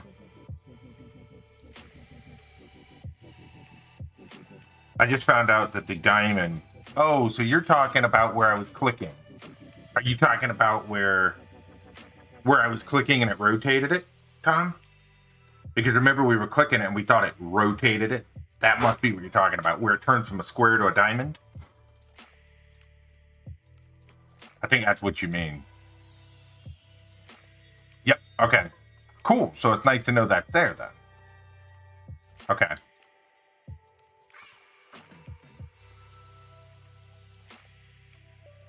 Exactly, okay. So I need to remember to click that then. And see, isn't that the funny part with the software? And I think you guys can attest to this. People ask me all the time, they're like, is it easy to learn Opentoonz in Tahoma? And the only answer I give people is yes and no. Because it's easy to learn if you really sit down and you deep dive, right? The problem with these softwares is there's no real extensive manual. So like that setting you just found right there, you're only going to find that from experimenting, right? Like that's not something you're just going to be like, oh, look, there's this, right? So it's one of those things like you really got to put the time and the effort in to get the outcome that you're looking for, you know? And so I always preface it with, yes, it's easy to learn if you're willing to invest the time. But that also means that you've got to be willing to put that time in to really make it worthwhile, you know? Because I'm self-taught. I've learned all this myself, and then I've watched some of Darren's videos and different people's videos, and you know, it's a time investment. It really is, you know. It's use raster for drawing, then on a level underneath it use vector. Oh, cool, Maria. Yeah. Best keep the drawing feeling, be able to color. See, I need to mess around with Smart Raster more.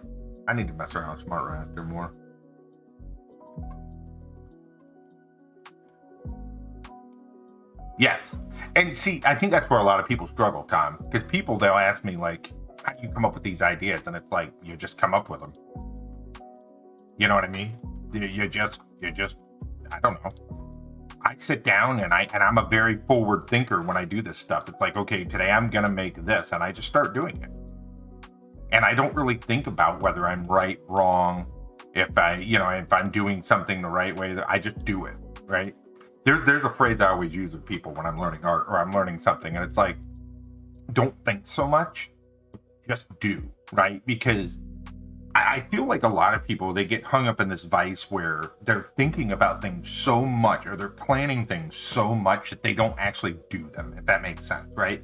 Like, I could draw a picture a million times of how I want to build a wall, but until I build that wall, I'm not learning anything, right? I'm just brainstorming or I'm coming up with ideas. You kind of have to apply yourself, and then you're gonna learn. And I tell people this all the time. You're gonna make things, and you're immediately gonna have an issue with it. You're immediately gonna go, "Oh, this stinks." You know what I mean? But that's okay because that means you learned something. You know what I mean?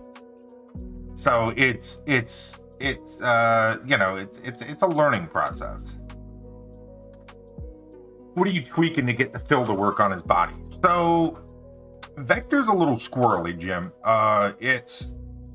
Vector can be kind of a pain in the butt to get filled to right every now and or to work correctly every now and then.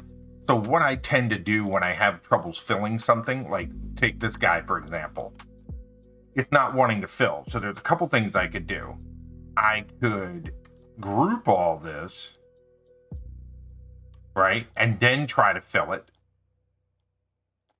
So that's allowing me to fill those, but not certain things. So then what you're going to do is you can try something like this and then see if you can fill it and see that, let it work. I find a lot of the times it has to do with the vector points don't work right. Now look at that. Now it filled. You see? And then you can just drag these back. I found a lot of times it has to do with the point. With the vector points, sometimes they're just not intersecting properly, if that makes sense, Jim.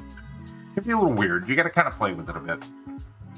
Story my mom used to tell about the centipede, which foot he started on that he... Exactly. That's exactly right, Maria. It's like, you could think all day about, like, how do I want to start something, but until you apply yourself, you're just not going to get any better at it, right? And I tell people that all the time. It's like, just create. Don't think so much about it. Like, none of us are 100% happy with everything we make, ever.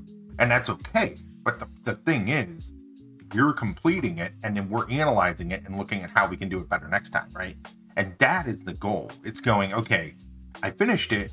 Now you can analyze it. Now you can say, okay, let's make it better next time. You see what I mean? Yep. It's always a struggle, man.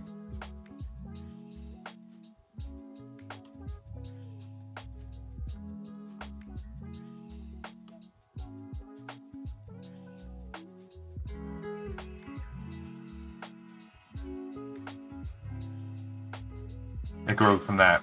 That happens a lot when I'm making art. Like when I'm making this kind of stuff, right? Like this little scene I drew here with the skulls and the gems and everything. I just start drawing. You know, I don't think too much about like what I'm drawing. I just kind of draw. Like I'll get a general idea. So like, let me give you an example. Like this the other day, I was starting to draw a forest. You see this? And I wasn't really over analyzing what I wanted it to look like. It was just sort of the idea of let's make a forest, right? And then I just kind of worked forward. But it's the way I've always kind of worked with stuff. It just sort of moves in one direction. It works for me. It works for me. Hey, Glass, what's up, buddy?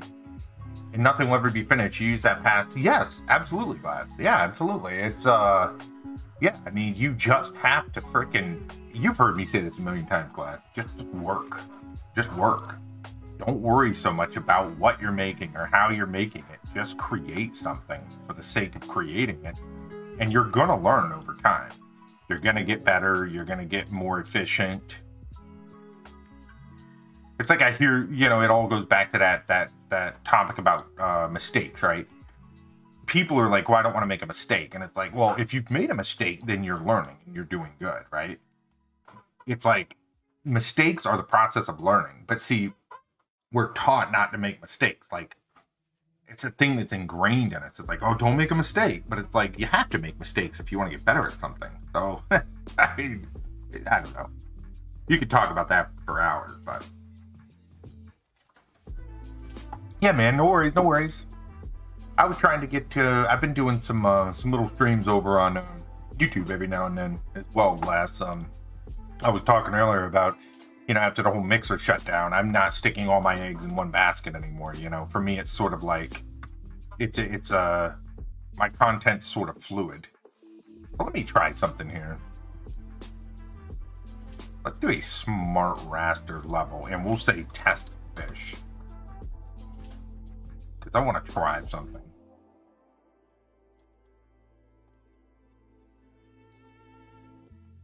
All right, let's... oh, now that's interesting. So with the smart raster level, you can't draw outside of the visual? I didn't know that.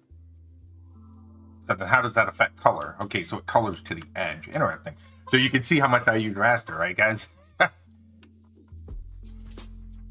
Maybe I should have been using raster for these.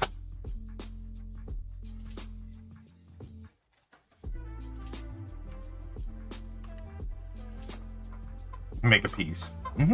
Yep. I tell my daughter that all the time, dude. She'll be like, I don't want to make a mistake. And I'm like, then you're not learning. If you're not making a mistake, you're not learning. And that's just the truth. Okay, so I can go like this.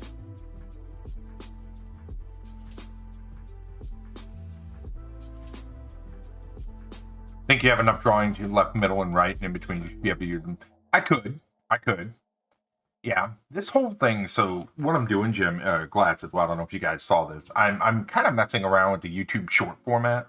For anyone that doesn't know, the YouTube short format is kind of like YouTube little foray into like what TikTok is.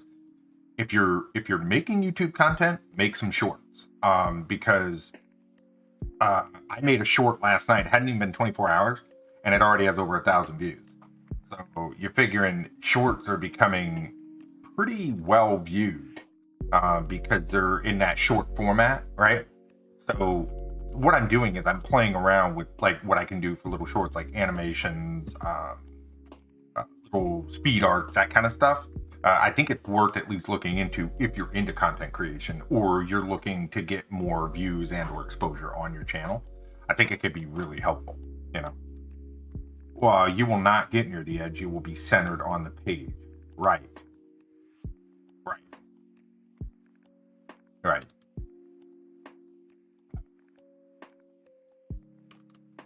So shorts, there's a couple rules with shorts. Let me show you this here, for example.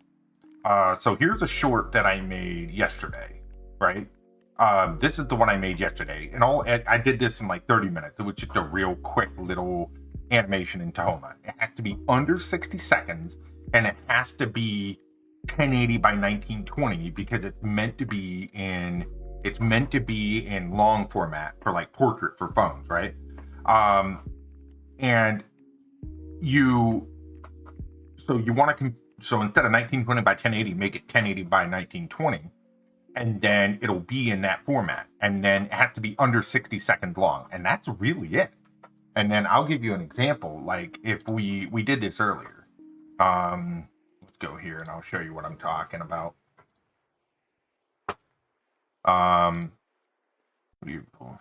Can't blame you for yourself. Absolutely, Glass. Absolutely. So like, look at this. Here's that rocket video. I uploaded it yesterday, not even 24 hours, and it already is at 900 views. So you figure if you take a video that has 900 views in less than a day, that's pretty considerable, especially when you're talking about a smaller YouTube channel. And I've got videos with, 34,000 and things like that, but that's a lot of views on a video in a very short amount of time. And then the hot dog speed art animation I did, 511 views in about 2 days. That's big. So like if you're looking to get some views on your channel, I think it can be a way to really help. And they're fairly easy to make, under 60 seconds. They have to be in that long format. And then, so like if we look at this one, you'll see what I did here. I basically drew this hot dog in Affinity Designer, and then I sped it up. So I did like a time lapse, like a speed art. And, it's very simple. All I did was record the drawing and then speed it up and then put it in that format, and there it is. It's a YouTube short. And all I did was make sure that it was under 60 seconds from start to finish. And of course you can add, music to it. You can add, whatever you want to do. But I think it could be really beneficial to a lot of people. Because I was talking to Darren about it the other day, and I was like, it could definitely help. Because I've gained like 20 followers on YouTube or subscribers in like the last day, just from doing these. So, I mean, if you start doing these on a regular basis, I think it could be pretty beneficial overall. Yeah. Anyways, what time is it? How long have I been live? I don't even know. Almost 2 hours. So we'll go a little bit longer. Yeah.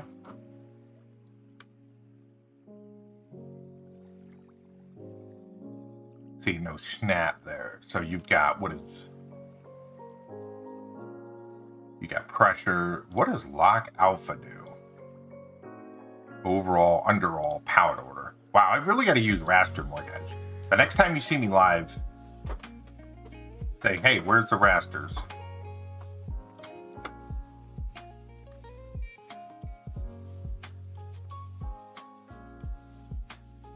Yeah, if anybody has any questions about shorts, though, I'm more than willing to, help. So, I mean, if you have a question like, how am I doing it? Why am I doing it? Or whatever, feel free to ask. And it does fill in. Okay. And then a little weird there, but interesting. Okay, Marie. Yeah, so anyways, if you're not making shorts, I would take advantage of it because I feel like it's only going to get better with time. We're just doing a quick raster test, guys. Sorry. Anybody that watches me for any length of time, they know how chaotic my brain is sometimes. Sometimes I just enjoy. Okay, so it works like a regular eraser. And see, that's the thing. You don't have erasers with vector. And then, of course, it deletes the segment. Okay. So I could have very easily done this whole animation with raster, and I'd probably be closer to done by now. Because then I wouldn't be having the weird fill issues that you get with vector. Does anyone else get those weird fill issues with the vector tools in these softwares? They can be a little hit or miss, right?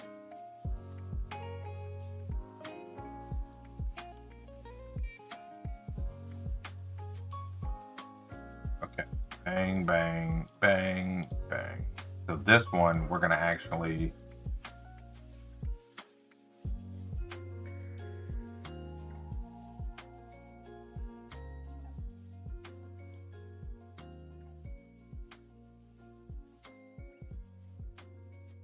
There.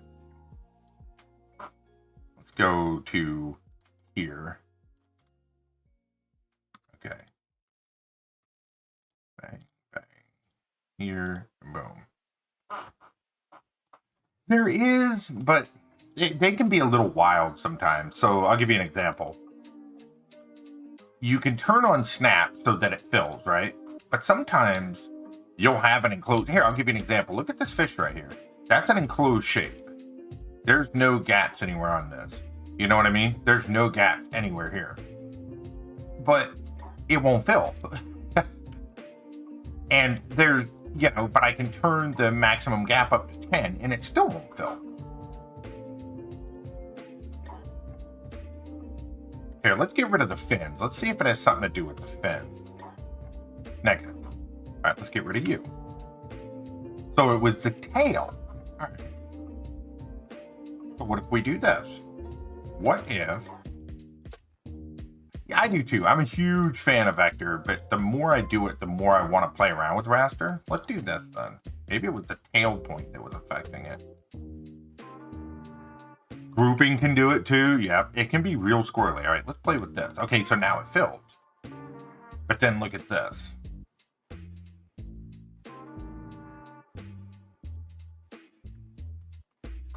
Let's try to delete these and see what it does.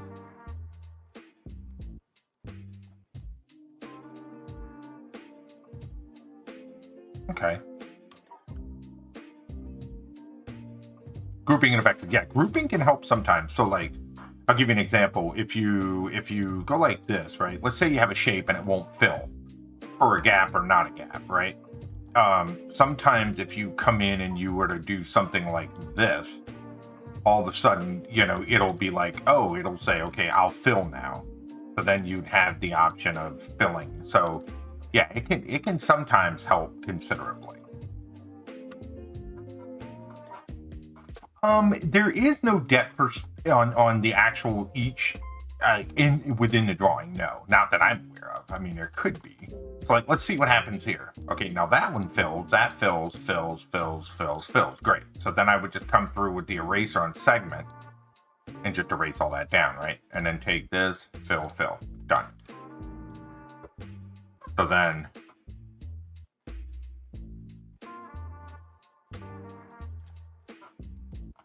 and then you see this here. I don't know if you guys have ever seen this. Let me show you how I do that. So basically, I take this with no stroke.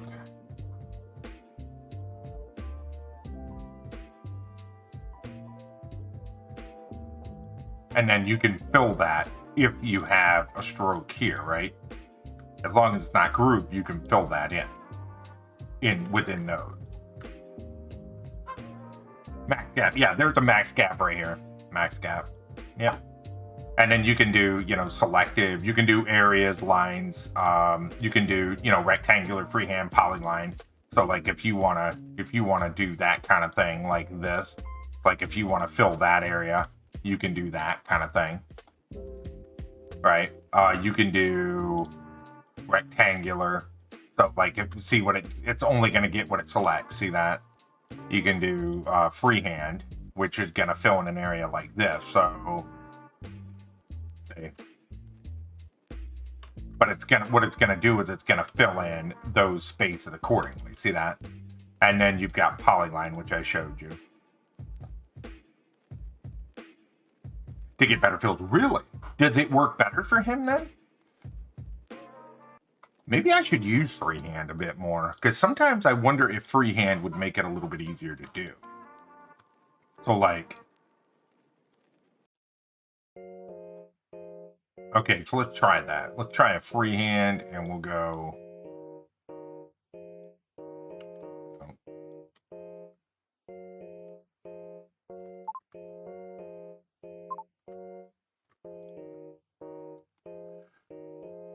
Ah, okay. Hmm.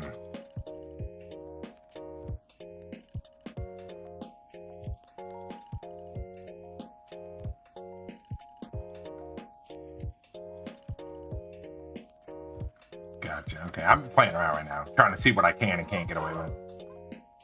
Yes, yes, yes, 100%. So let me, I'll show you. So if we go here, right, and let's say let's turn this back on. So let's say we go like this, right, and then we fill it, right, this. If you come in here and you draw another shape, it'll cut through that color. See what I'm saying? So like you have to group it first. So if we group that, then it'll fill easier, and then this won't cut through. Like, think of it like the vector layers, the shapes have to be drawn in a specific order, Tom, or they won't, the points of the vector will cut through each other. It's weird. Like, you have to kind of spend some time getting used to it. I've kind of figured it out. It can be a little weird sometimes, though. And it's all point-based, which is weird into itself. So you've got to be careful, because you can create some weird situations with different things. Yeah, it's weird. I always tell people, if you're going to do vector, experiment first, because vectors in these softwares, I don't want to say they feel half-baked, but they definitely don't feel as fleshed as raster. I feel like raster has a much more footing in terms of usability. The vectors work, but they can be a little weird at times. And then I've had to teach myself how to draw in these softwares with vectors. Just fill before you trim. Yes. Yeah. Yep. So you can, like, let's say we'll make a new one and call it test. All right. So if we go, right. So what I'll do, the only time I really use trim, like let's say I was drawing another fish, I would go like this, and then I would overdraw the fins like this, or I would snap to the edges. Either way you want to do it, right? So let's say we did this. And then let's say we wanted this to be a red fish. Well, then you could come in and you could fill these accordingly, and then you could come in and you could knock out these segments if you wanted to, right? It's all really a matter of how you want to do it. Or you can try to fill after the fact. Again, it's really a matter of how you want to do it. And sometimes I do it both ways. I'll tend to use the erase segments when I'm doing things like this. Like, let's say I wanted to draw let's say we wanted to draw something like this, right? And I specifically wanted it to look like that. That's when I tend to use like erase segment. Or if, I wanted it to kind of intersect with that kind of thing. See? Or like if I was going to draw a body through like this, I might go like that, see? And then it's kind of a poke. Sometimes it'll all fill, sometimes it won't. So you just got to kind of play with it. But I'll show you what I was talking about, Tom. So let's say we take this like this, and let's say we fill it with red, right? Now, let's say we draw another vector shape over that. Watch what it does. See how it cuts the color out? So the way around that is group this first and then drag this over top of it, and it doesn't do that. And then it allows you to get a secondary fill. And this is where it can be a little weird when you're working with vectors. The colors and the way the points cut into each other and stuff. Try using the first alpha color to draw the internal shapes to fill with white. Oh, okay, so you're saying use this?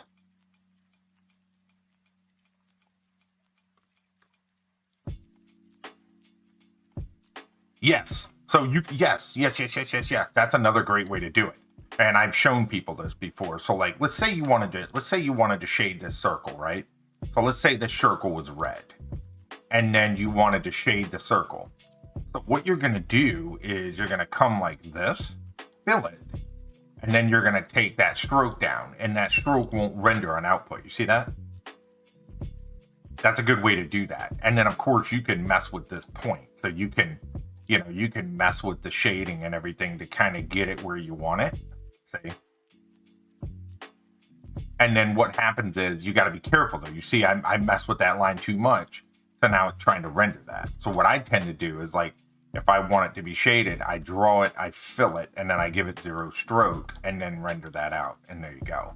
And then you could do the same thing with like, if you wanted a, a lighter variation of something, you go like this, but then see what that's going to do. It's going to cut that out until you fill it. But then you could group this entire thing and now it's one shape, you see? Yeah. There's a lot of different ways to get to the end goal, for sure. He uses that trim by segment all the time. He uses trim by segment's amazing. I use it a lot when I'm doing this kind of stuff. And I will say there's a reason that I really appreciate the Tahoma over Opentoonz when it comes to like I enjoy the line deletion segment and some of the other tools that Tahoma specifically has. The other thing you can do is like I can leave snap on, right? You see how it'll snap to that line right there? It'll snap to close like this. Well, I can ignore snap as well. Like let's say I wanted it to go close to this but not touch it. You can hold down Shift Control and it will temporarily disable snap. So I can get close like this and then I can let it back on and it'll snap again. You see? That's a really cool feature. I also like that it has the draw under in some of those in autofill. I don't know if Opentoonz has these yet, but there's some tools within Tahoma that are really nice. Perfector. Yeah. Yeah. Yes. Yeah, you could set it. Yeah, you could. So what you're saying is you could go like this, and then you could fill it, right? And then you could go here, and then you could set it to 0 width, and then you can go like this and fill it just like that. Is that what you mean? Yeah, you can do that as well. Yeah, that's essentially what I was doing on the fish earlier, right here. You see these already had 0 width. Yep, there's a lot of ways to do it, and so you just have to kind of figure out, I think for me in the future, I'm going to kind of be mixing Smart Raster and Vector a little more. I need to get a little more familiar with it and a little more comfortable with it, to be 100% honest. But holidays, my sister's nice. That is successful. Awesome. Awesome. Well, folks, I think that's going to do it for me. That's about 2.5 hours, which is a good time for me.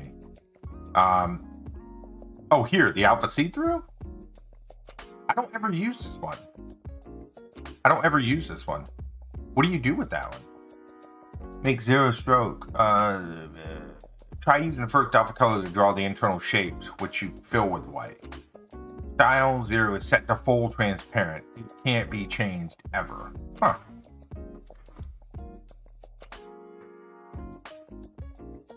It does, man. It does. I see.